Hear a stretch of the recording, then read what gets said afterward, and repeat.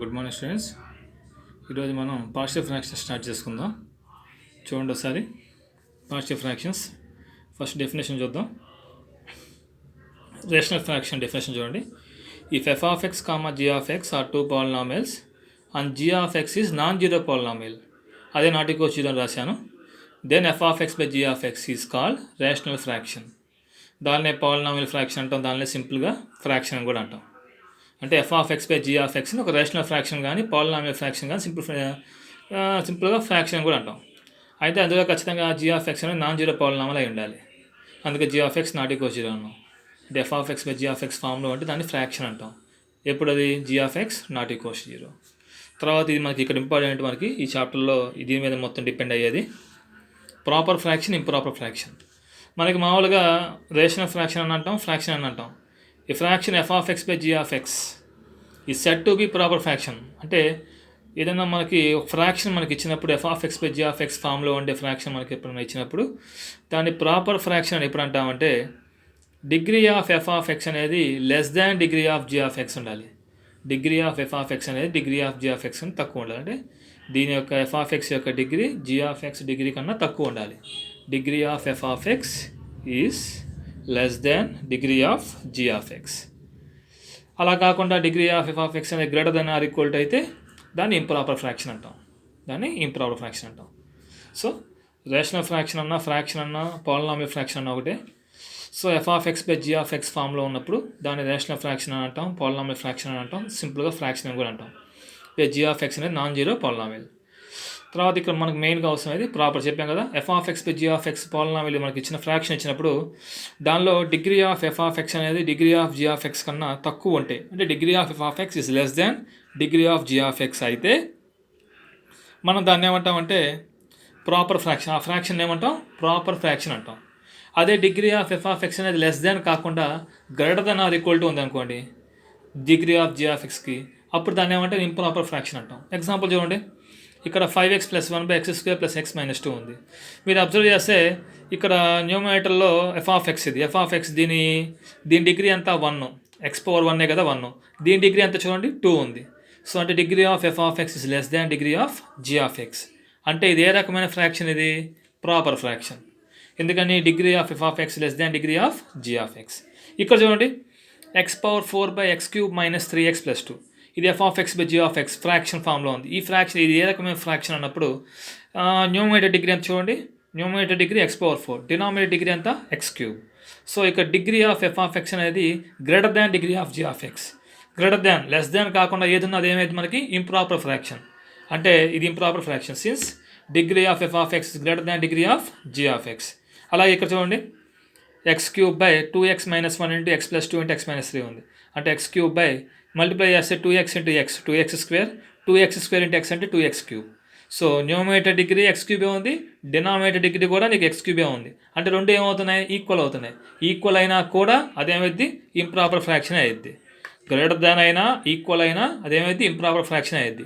Less than అయితే మాత్రమే అది ప్రాపర్ ఫ్రాక్షన్.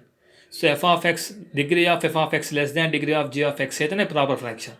అది కాకుండా గ్రేటర్ దాన్ అయినా, ఈక్వల్ టు అయినా అదేమైతే ఇంప్రాపర్ ఫ్రాక్షన్. అలాగే నెక్స్ట్ ఇంకొన్ని డెఫినేషన్స్ ఉన్నాయి మనకి నెక్స్ట్ ఎక్సర్సైజ్లో ప్రాబ్లమ్స్ స్టాటిస్టిక్స్ బాగా మనకు యూజ్ అవుతాయి. నెక్స్ట్ చూద్దాం అవి. నెక్స్ట్ వచ్చేసి ఇర్రెడ్యూసిబుల్ పాలినామియల్. అంటే మనకి ఇచ్చిన పాలినామియల్ని మనం రెడ్యూస్ చేయలేనప్పుడు దాన్ని ఇర్రెడ్యూసిబుల్ అంటాం. చూడండి, a polynomial f of x is said to be irreducible if it cannot be expressed as product of 2 polynomials. అంటే ఫ్యాక్టర్స్గా రాయలేనప్పుడు. ఇప్పుడు x² + x + 1 ఉంది, దీన్ని ఫ్యాక్టరైజేషన్ చేయలేం. అంటే దీన్ని ప్రోడక్ట్ ఆఫ్ 2 ఫంక్షన్స్గా రాయలేం, ప్రోడక్ట్ ఆఫ్ 2 పాలినామియల్స్గా రాయలేం. అలాగే x³ + x + 1 కూడా రాయలేం. అంటే టూ ఫ్యాక్టర్స్గా రాయలేం, 2 పాలినామియల్స్గా. అదే వాడికి మెన్షన్ చేసింది. A polynomial f of x is set to be irreducible if it cannot expressed as product of 2 polynomials g of x and h of x such that the degree of each polynomial is less than, ఖచ్చితంగా f of x కన్నా తక్కువే ఉంటాయి, less than degree of f of x. ఒకవేళ దాన్ని not reducible అయితే అది reducible అయితే, అంటే ఒకవేళ దాన్ని టూ ఫ్యాక్టర్స్గా 2 పాలినామియల్స్గా రాయగలిగితే అది రెడ్యూసిబుల్. అంటే సపోజ్ ఇక్కడ ఎగ్జాంపుల్ ఇక్కడ రాద్దాం. x² - 1 తీసుకున్నావు అనుకో, నువ్వు దాన్ని రాసుకోవచ్చు x - 1 × x + 1 రాసుకోవచ్చు. అంటే ఇక్కడ దీన్ని 2 ఫ్యాక్టర్స్గా రాయగలుగుతున్నావు కదా, 2 పాలినామియల్స్గా. అంటే ఇది రెడ్యూసిబుల్. అంటే ఇక్కడ x² - 1 ఎగ్జాంపుల్ అనేది రెడ్యూసిబుల్కి ఎగ్జాంపుల్, x² + x+1 అనేది ఇర్రెడ్యూసిబుల్కి ఎగ్జాంపుల్, అలా x³ + x+1 కూడా ఇర్రెడ్యూసిబుల్కి ఎగ్జాంపుల్. అంటే దాన్ని మనం రెడ్యూస్ చేయలేనప్పుడు టూ ఫ్యాక్టర్స్గా కానీ టూ పాలినామియల్స్గా కానీ రాయలేనప్పుడు అది ఇర్రెడ్యూసిబుల్ అంటాం. ఇక division algorithm for polynomial already మీకు థియరీ ఆఫ్ ఈక్వేషన్ వచ్చింది. జస్ట్ స్టేట్మెంట్ వరకు చాలు. ఇది స్టేట్మెంట్ చూడండి. If f(x) and g(x) are two polynomials with g(x) not equal to 0, then there exist two unique polynomials q(x) or (x) such that f(x) అనేది q(x) into g(x) plus r(x), where r(x) equals to 0 or degree of r(x) less than degree of g(x). అంటే మనం division చేసినప్పుడు two functions division చేసినప్పుడు ఇది మనం use చేస్తుంటాం. ఇది ప్రాబ్లమ్స్లో మీకు ఈజీగా అర్థమైపోద్ది. నెక్స్ట్ చూద్దాం. సో టోటల్గా మనం చెప్పుకుంది రేషనల్ ఫ్రాక్షన్, దాన్ని ఫ్రాక్షన్ అన్నా అదే పాలినామియల్ ఫ్రాక్షన్ అదే అన్నీ. సో రేషనల్ ఫ్రాక్షన్ అన్నా పాలినామియల్ ఫ్రాక్షన్ అన్నా అన్నీ ఒకటే. f(x/g(x) ఫామ్లో ఉంటే దాన్ని రేషనల్ ఫ్రాక్షన్ అంటాం, పాలినామియల్ ఫ్రాక్షన్ అంటాం, సింపుల్గా ఫ్రాక్షన్ అంటాం. అక్కడ g(x) అనేది ఖచ్చితంగా నాట్ ఈక్వల్ టు 0 అయింది. అలాగే ఇంకోటి ఏం చెప్పుకున్నాం, ప్రాపర్ ఫ్రాక్షన్. f(x/g(x) అనే ఫ్రాక్షన్ మనకి ఇచ్చినప్పుడు అది ప్రాపరా ఇంప్రాపర్ ఎలా డిసైడ్ చేస్తామంటే డిగ్రీ ఆఫ్ f(x) అనేది less than degree of g(x) ఉన్నప్పుడు దాన్ని ప్రాపర్ అంటాం. అలా కాకుండా ఇంక ఎలా ఉన్నా కూడా అది ఇంప్రాపర్ అయ్యింది. అంటే greater than or equal to degree of f(x) is greater than or equal to degree of g(x), దాన్ని ఇంప్రాపర్ ఫ్రాక్షన్ అంటాం. ఆ తర్వాత ఇర్రెడ్యూసిబుల్ ఇప్పుడే చెప్పుకున్నాం. టూ ఫ్యాక్టర్స్గా అంటే టూ పాలినామియల్స్గా రాయనప్పుడు దాన్ని ఇర్రెడ్యూసిబుల్ అంటాం. టూ పాలినామియల్స్గా రాయగలిగినప్పుడు దాన్ని రెడ్యూసిబుల్ అంటాం. ఎగ్జాంపుల్స్ ఇవే. ఇక్కడ ఈ రెండు ఇర్రెడ్యూసిబుల్కి x² - 1 టూ ఫ్యాక్టర్స్గా రాయగలం కదా టూ పాలినామియల్స్గా, x - 1 into x+1. సో అది రెడ్యూసిబుల్ అయితే. సో నెక్స్ట్ చూద్దాం. నెక్స్ట్ చూడండి, పార్షియల్ ఫ్రాక్షన్ డెఫినేషన్ చూద్దాం.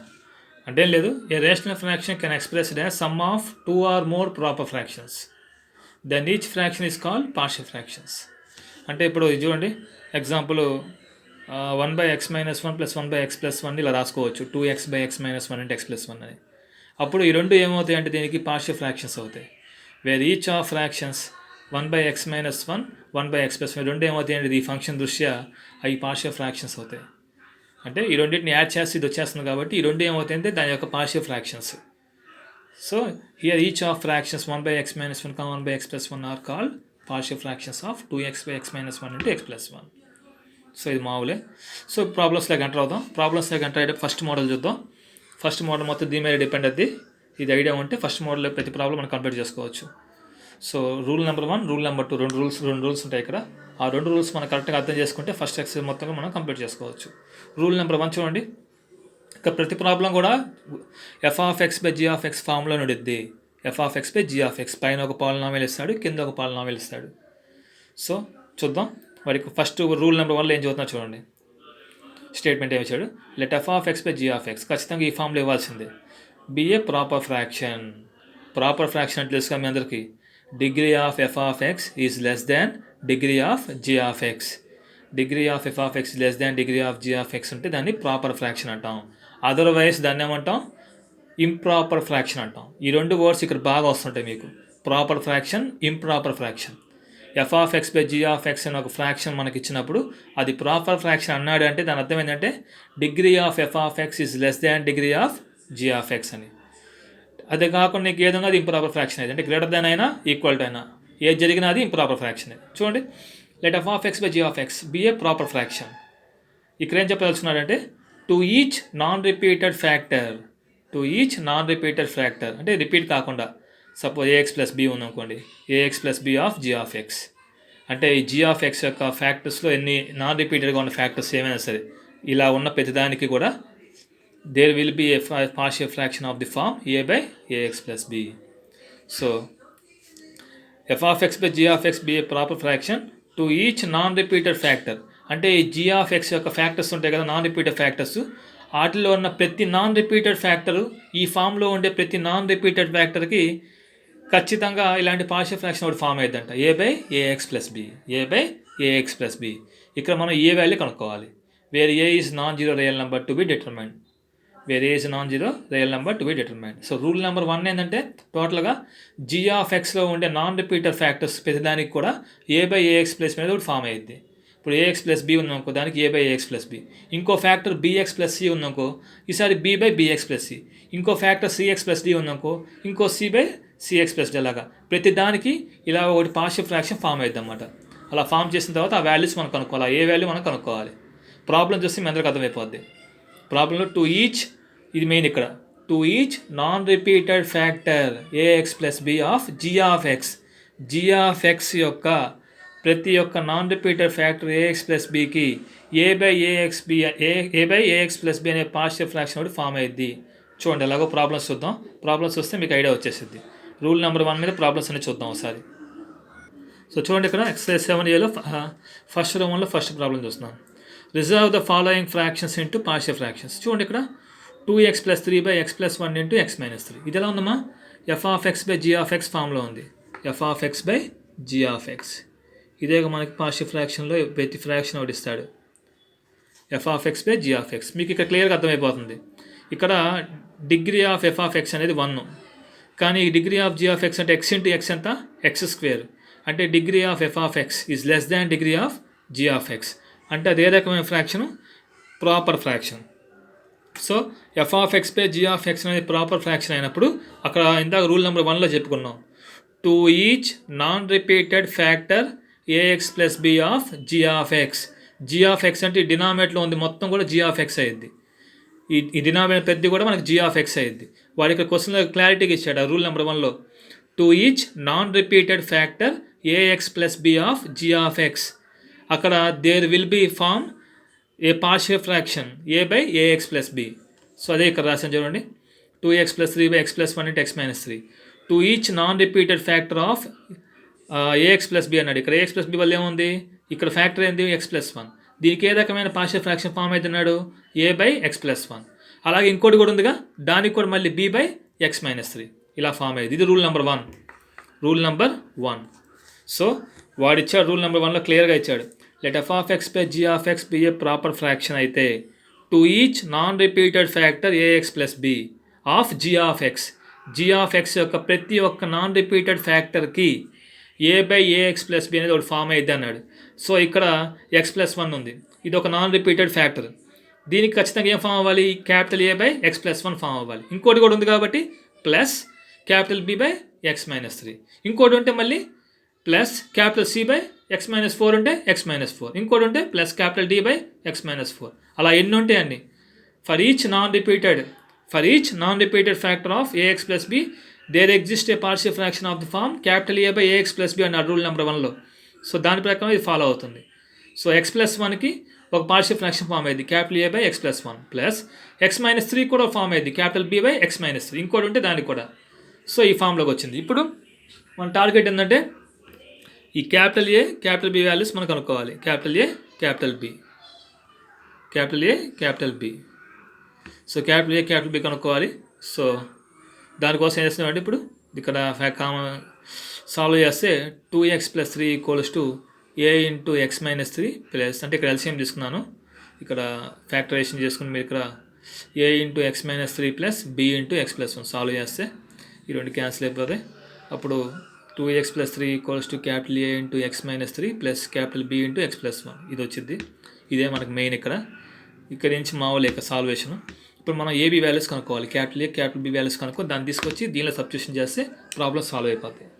సో ఇక్కడ చూడండి 2x + 3 = a into x - 3 plus b into x + 1 వచ్చింది.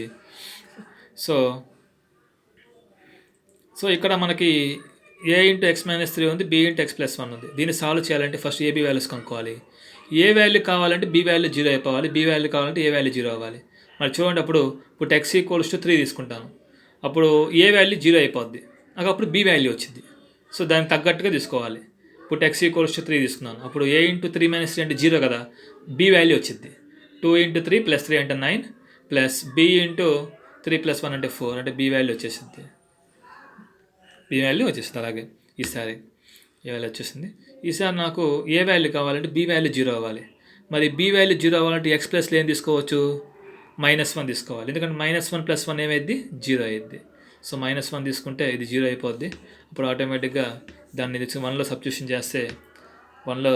చేస్తే నీకు ఏ వాల్యూ వచ్చింది? -1/4. ఏబి వాల్యూస్ 2 తీసుకెళ్ళిపోయి ఈ ఈక్వేషన్ సబ్స్టిట్యూషన్ చేస్తే మనకు ఆన్సర్ వచ్చేసింది.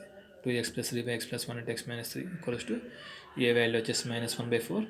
దీనిలో సబ్స్టిట్యూషన్ చేస్తాం, B value 9/4. Value 9/4. So rule number 1 ప్రతి ప్రాబ్లం ఇలాగ ఉండిద్దమ్మా. అంటే ఒక్కోసారి ఏమైందంటే మీకు సింపుల్గా అలా ఇవ్వకుండా x² - 1 అని ఇస్తాడు కింద x² - 1 వేసి మీరే రాయాలి. x - 1 × x+1 రాసి అప్పుడు ఇలా ఫామ్ చేసుకోవాలి డైరెక్ట్గా ఇవ్వకపోతే. ఒకవేళ ఇస్తే పర్లేదు, ఇవ్వకపోతే మీరే ఫ్యాక్టరేషన్ చేసుకోవాలి. సో రూల్ నెంబర్ 1 మళ్ళీ చదువుతున్న ఒకసారి. f(x) + g(x) అని ఒక ప్రాపర్ ఫ్రాక్షన్ మనకి ఇచ్చినప్పుడు అక్కడ to each non repeated factor ax + b of g(x) యొక్క ప్రతి నాన్ రిపీటెడ్ ఫ్యాక్టర్కి, అంటే ఫర్ ఎగ్జాంపుల్ ax + b ఉంటే దానికి అక్కడ పార్షియల్ ఫ్రాక్షన్ A/ax + b అనేది ఒకటి ఫామ్ అయ్యిద్ది అని ఇచ్చాడు రూల్ నెంబర్ 1. ఇక్కడ x+1 ఉంది g(x)లో, x - 3 ఉంది అంటే ఈ x+1కి ఒక పార్షియల్ ఫ్రాక్షన్ ఫామ్ అయ్యిద్ది A/x + 1. అలాగే x - 3కి ఒక పార్షియల్ ఫ్రాక్షన్ B/x - 3 ఉండిద్ది. సో దాన్ని సాల్వ్ చేస్తాం, అలా పెట్టి సబ్స్టిట్యూషన్ చేయాలి. సో దాన్ని సాల్వ్ చేస్తాం. అప్పుడు ఏమవుతుంది, 2x + 3 = a × x - 3 + b × x + 1 వచ్చింది. ఇక్కడ ఏ వాల్యూ కావాలంటే b వాల్యూ 0 అవ్వాలి, b వాల్యూ కావాలంటే a వాల్యూ 0 అవ్వాలి. ఒక్కోసారి క్వశ్చన్స్ని కంపేర్ చేయడం ద్వారా కూడా దీన్ని సాల్వ్ చేస్తారు. ఒక్కొక్క లిస్ట్ ఒక రకంగా ఉండిద్ది. ఇక్కడ క్లియర్గా కనబడుతుంది కాబట్టి నేను సబ్స్టిట్యూషన్ మెథడ్ తీసుకున్నాను. ఇక్కడ ఏ వాల్యూ కావాలంటే నాకు b వాల్యూ 0 అవ్వాలి, b వాల్యూ కావాలంటే a వాల్యూ 0 అవ్వాలి. ఇప్పుడు నాకు ఇక్కడ a ఫస్ట్ ఉంది కాబట్టి నాకు a వాల్యూ 0 అవ్వాలి, b వాల్యూ కావాలంటే ఇప్పుడు a వాల్యూ 0 అవ్వాలి. అంటే x ప్లస్లో ఇక్కడ ఏం తీసుకోవచ్చు, 3 తీసుకోవాలి. x 3 తీసుకుంటే a వాల్యూ 0 అయిపోద్ది, అప్పుడు b వాల్యూ వచ్చింది. b × 3 + 1 అంటే 4b = నీకు 3 పెడితే 9 వచ్చింది, అంటే b = 9/4. తర్వాత నాకు ఏ వాల్యూ కావాలంటే b వాల్యూ 0 అవ్వాలి కదా, ఈసారి b వాల్యూ కావాలంటే a వాల్యూ 0 అవ్వాలి. సో అలా ఆల్టర్నేటివ్ చూసుకోవాలి. నెక్స్ట్ నాకు ఏ వాల్యూ కావాలి కాబట్టి ఈ b వాల్యూ 0 అవ్వాలి. b వాల్యూ 0 అవ్వాలంటే x ప్లస్లో -1 పెట్టాను, అప్పుడు b వాల్యూ 0 అయిపోద్ది.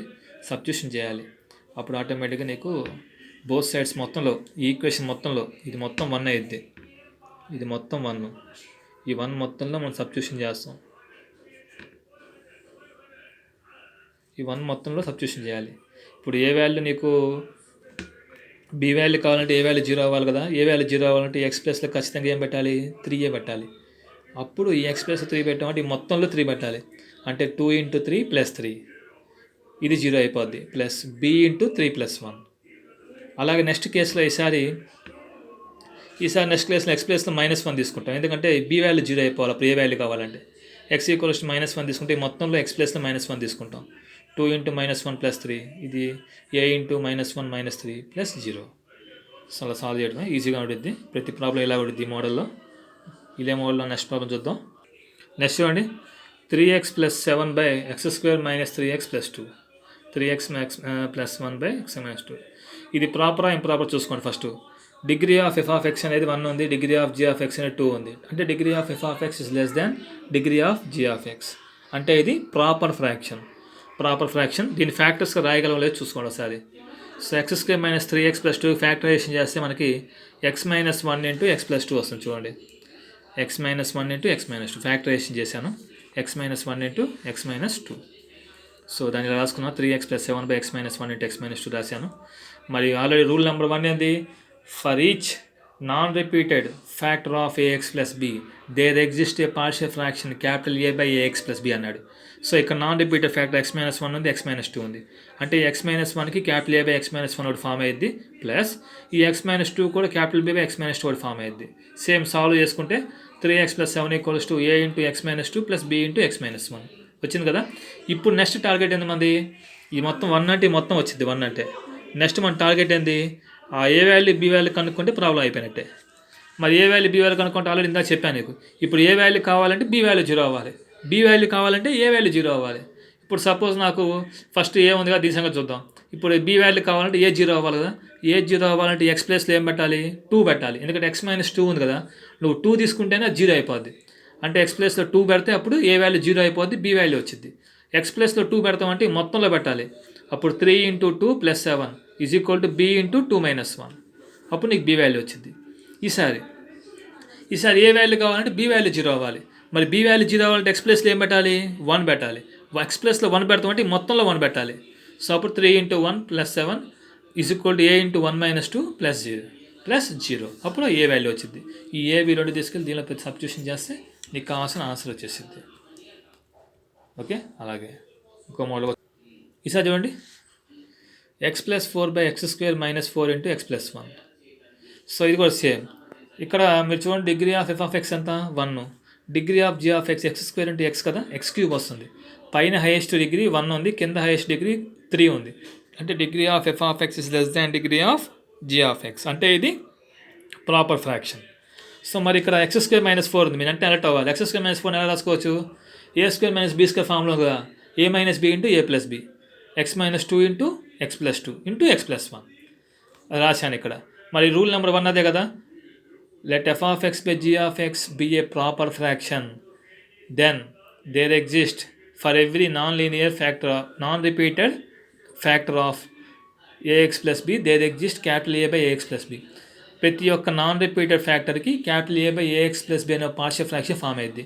ఇక్కడ x - 2 ఉంది, అంటే దీనికి A by x - 2 రావాలి, ప్లస్ ఇక్కడ x + 2 ఉంది, B by x + 2 రావాలి. ఇక్కడ x + 1 ఉంది, ఖచ్చితంగా C by x + 1 రావాలి. ఇక్కడ x + 4 ఉందనుకో, D by x + 4 రావాలి. అలా ఎన్ని వస్తాయి అన్ని. ఇక్కడ 3 వచ్చినాయి కాబట్టి, ఇక్కడ కరెక్ట్గా ఫ్యాక్టర్స్ 3 వచ్చినాయి కాబట్టి 3 సార్లు రావాల్సిందే.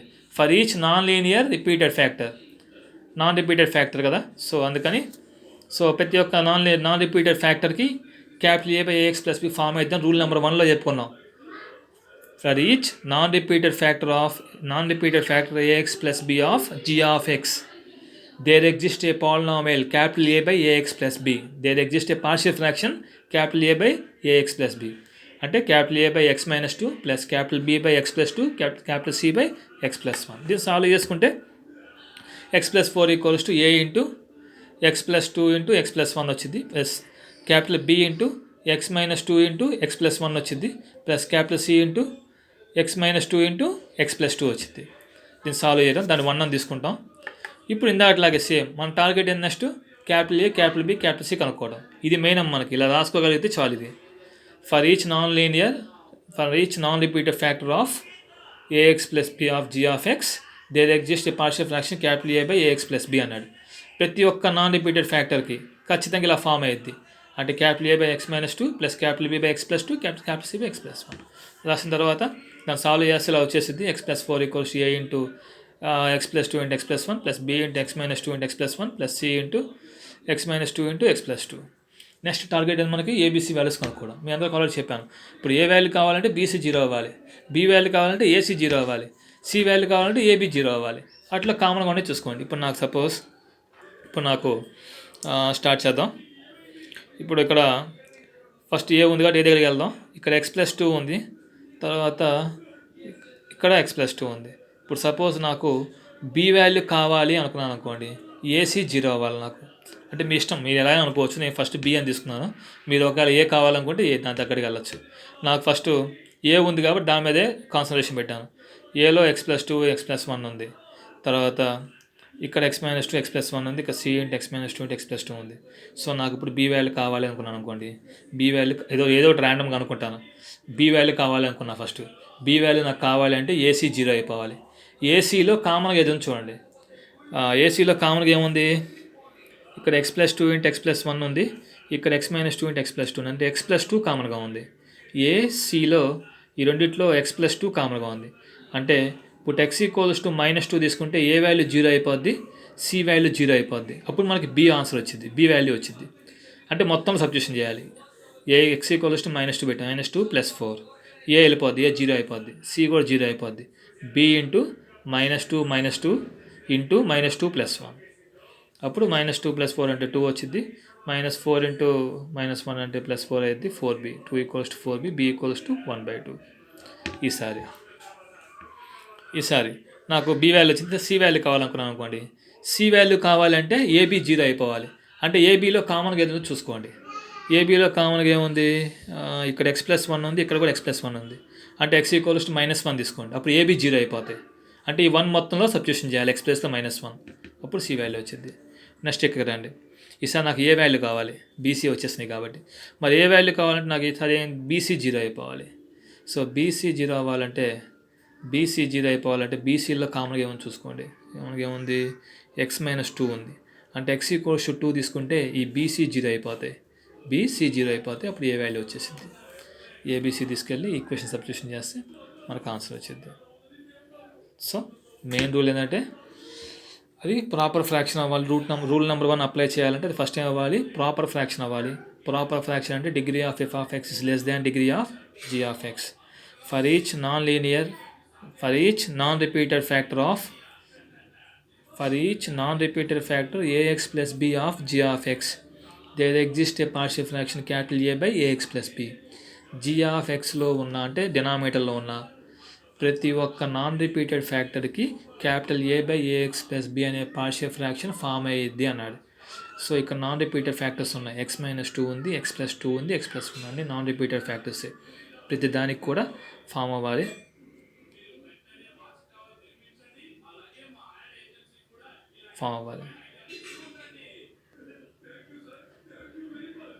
సో అలా సాల్వ్ చేద్దాం. నెక్స్ట్ మంత్ తర్వాత చూద్దాం. దానికి తగ్గట్టుగా ప్రాబ్లం సాల్వ్ చేద్దాం. పెద్దానికి ఫామ్ అయింది. ఈ మోడల్ ఇక్కడితో కంప్లీట్ చేద్దాం. రిమైనింగ్ ప్రాబ్లమ్స్ మీరు ప్రాక్టీస్ చేయండి. నెక్స్ట్ రూల్ నెంబర్ 2 చూద్దాం.